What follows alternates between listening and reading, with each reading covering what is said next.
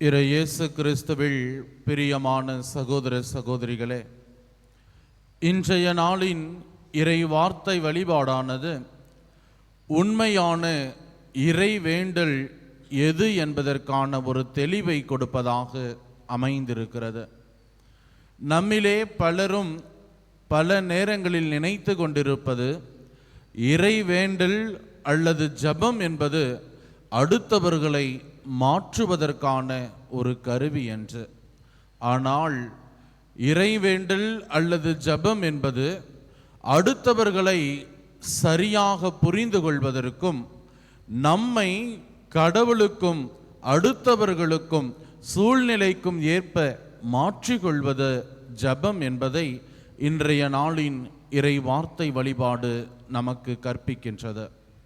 இயேசு தன்னுடைய இறையாட்சி பணி செய்வதற்கு, தன்னுடைய இறையாட்சியை மண்ணிலே கட்டி அமைப்பதற்கு அவர் தேர்ந்தெடுத்த அந்த 12 சிற்பிகளான திருத்தூதர்கள் ஒவ்வொருவருமே ஒவ்வொரு மனநிலை கொண்டவர்களாக இருந்தார்கள். ஒரு நிலையான மனநிலை கொண்டிராத பேதுரு, பணத்தின் மீதும் செல்வத்தின் மீதும் அதிக ஆசை கொண்டிருந்த யூதாசு இஸ்காரியோத்து, சந்தேக மனநிலை கொண்ட தோமா என்று, வரி வசூலிக்கும் மத்தேயு அல்லது லேவி என்று இயேசு தான் அழைத்த திருத்தூதர்கள் ஒவ்வொருவருமே ஒவ்வொரு மனநிலை கொண்டவர்களாக இருந்தாலும் அவர் அவர்களை அழைப்பதற்கு முன்பாக இரவெல்லாம் ஜெபத்திலே செலவிட்டதனால் அவர்களுள் இருந்த நல்ல பண்புகளை அவர் அறிந்து கொள்ள முடிகின்றது. எவ்வாறு எனில், அவர் தன்னுடைய வாழ்வின் இறப்பு உயிர்ப்புக்கு பின்பாக கிறிஸ்துவத்தை இந்த உலகம் முழுவதுமாய் அறிவதற்கான அந்த சாட்சிய உத்வேகம் அவர்களில் இருந்ததை நாம் வரலாறுகளில் பார்த்து கொண்டுதான் இருக்கிறோம். ஆம், இயேசுவில் பிரியமான சகோதர சகோதரிகளே, ஜெபத்தின் வழியாக நாம் ஒரு மனிதரின் இருக்கிற நல்ல பண்புகளை கண்டுணர்ந்து கொள்ள முடியும். அவ்வாறு நாம் ஜெபத்தில் இல்லாத பொழுதுதான் நம்முடைய வாழ்விலே பல நேரங்களிலே அடுத்தவர்களை எதிர்மறை எண்ணங்களோடு நாம் பார்க்க துவங்குகிறோம். இன்றைய நாளினுடைய 2 வாசகங்களையும் நான் இந்த ஒரு கண்ணோட்டத்திலே பார்க்கிறேன். இரவெல்லாம் ஜெபித்த இயேசு அடுத்தவர்களில் இருக்கிற அந்த உயர்ந்த நற்பண்புகளை அவர் கண்டு அவர்களை வைத்து இறையாட்சி பணி துவங்குகிறார். இன்றைய முதல் வாசகம் புனித பவுலடியார் கொரிந்தியருக்கு எழுதப்பட்ட அந்த முதல் திருமுகத்திலே அவர்களுடைய வாழ்விலே அந்த ஜெப வாழ்வு குன்றி இருந்த பொழுது, அவர்கள் வாழ்விலே அவர்களுடைய நம்பிக்கை தோய்வடைந்த பொழுது அவர்களுடைய வாழ்வு எத்தகைய நிலையில் இருந்தது என்பதை நேற்றைய வாசகங்களும் இன்றைய வாசகங்களும் அடுக்கடுக்காக நமக்கு கற்பித்து கொண்டிருக்கின்றன. ஜெப வாழ்வு அவர்களிலே குன்றி போயிருந்ததனால் அவர்கள் பாவ இருளிலே மூழ்கி இருக்கிறார்கள். ஜெப வாழ்வு அவர்களிலே குன்றி போயிருந்ததனால், அவர்கள் பாவ இருளிலே இருந்ததனால் அடுத்தவர்களை பற்றிய ஒரு தெளிவு இல்லாமல் அவர்கள் ஒருவரோடு ஒருவர் சண்டையிட்டு கொள்கிறார்கள்.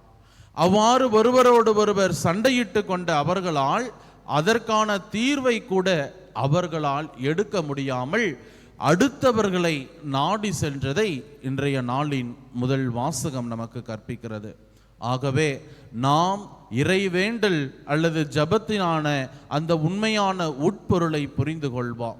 நம்முடைய வாழ்விலே அதிகமாய் இறைவனோடு உறவாடக்கூடிய, இறைவனுடைய இறை சித்தத்திற்கு நம்மை முழுவதுமாய் அர்ப்பணிக்கக்கூடியவர்களாய் நாம் வாழுவோம்.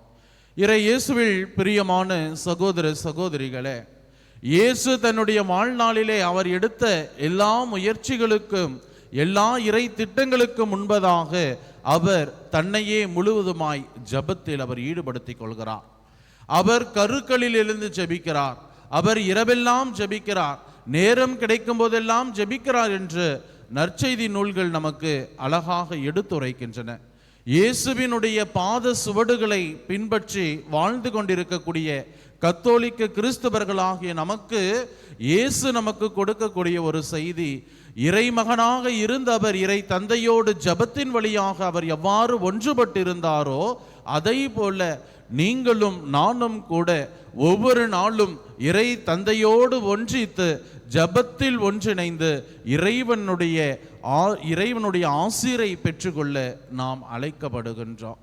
புனித அன்னை தெரேசாவின் வாழ்வில் பல இடங்களில் நாம் வாசிக்கிறதை போல அத்தகைய பிறரன்பு பணிகள் செய்வதற்கு, அத்தகைய அன்பு பணிகள் செய்வதற்கு தன் வாழ்வில் வந்த எல்லா இடர்களிலும் எல்லா துன்ப நேரங்களிலும் அவர்கள் கடந்து வருவதற்கு அவர் உதவியாக இருந்தது நற்கருணை ஆண்டவர் மீது கொண்டிருந்த ஆழமான பக்தியும், அவர் ஒவ்வொரு நாளும் ஒவ்வொரு மணி நேரமும் அவர் இறைவனுடைய பிரசன்னத்தில் அவர் செலவிட்ட நேரமுமாக தான் இருக்கிறது. சிந்தித்து பார்ப்போம், நம்முடைய வாழ்விலே ஜெபம் எத்தகையதாய் இருக்கிறது? என்னுடைய வாழ்விலே ஜெபம் என்பது அடுத்தவர்களை மாற்றக்கூடியது என்பத ஒரு சிந்தனை கொண்டனாக இருக்கிறேனா, அல்லது இறைவனுக்கும் மற்றவர்களுக்கும் தகுந்தபடி என்னை மாற்றிக்கொள்கிற ஒரு வரத்தை கொண்டவனாக நீங்களும் நானும் வாழ்ந்து கொண்டிருக்கிறோமா என சிந்திப்போம். தொடர்கின்ற இத்திருப்பலியிலே யாவேல் இறைவாக்கினருக்கு இறைவாக்கினர் உரைத்தபோல யார் யாரெல்லாம் என்னிடத்திலே ஜெபிக்கிறார்களோ மாந்தர்களின் மீது ஜெப ஆவியை ஊற்றுவேன் என்ற தெய்வத்தினிடையே நம்மிலே இறைவன் ஜெப ஆவியை ஊற்றி ஒவ்வொரு நாளும் அவரில் நிலைத்திருக்கக்கூடிய வரம் வேண்டி ஜெபிப்போம். ஆமேன்.